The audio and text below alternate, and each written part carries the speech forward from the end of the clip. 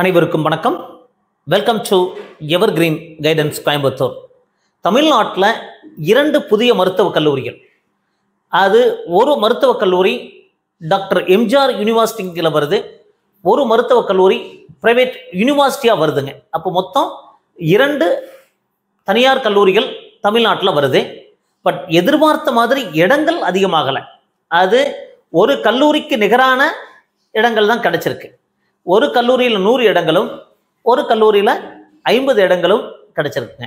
அப்போ எந்த கல்லூரி பார்த்தீங்கன்னா, அன்னை மெடிக்கல் காலேஜ் அண்ட் ஹாஸ்பிட்டல் ஸ்ரீபெரும்புதூரில் இருக்கிற கல்லூரியில் பார்த்தீங்கன்னா மொத்தம் ஒரு 47 + 3 50 இடங்கள். அந்த 3 இடங்கள் வந்து பார்த்தீங்கன்னா கவர்மெண்ட் ஸ்கூல் ஸ்டூடெண்ட்ஸ்க்கு இருக்கும்.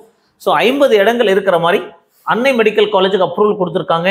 என்ன காரணம்னு தெரியல. ஒரு 100-150 இடங்கள் இருந்தால் நல்லா இருந்திருக்கும்.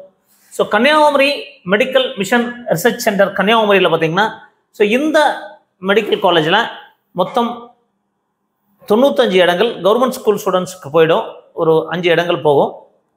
அப்போ மொத்தம் 100 இடங்கள் இருக்கிற மாதிரி ஒரு கல்லூரிங்க. அப்போ மொத்தம் 150 பிரைவேட் மருத்துவக் கல்லூரியுடைய இடங்கள் அதிகரிக்கிறது அப்படிங்கிறத மட்டும் தெரிஞ்சுக்குவோம். ஸோ டீடைல்டு சீட் மேட்ரிக்ஸ் அடுத்த வீடியோவில் பார்ப்போம். மீண்டும் ஒரு நல்ல பதிவுடன் உங்களை சந்திக்கின்றேன். நன்றி, வணக்கம்.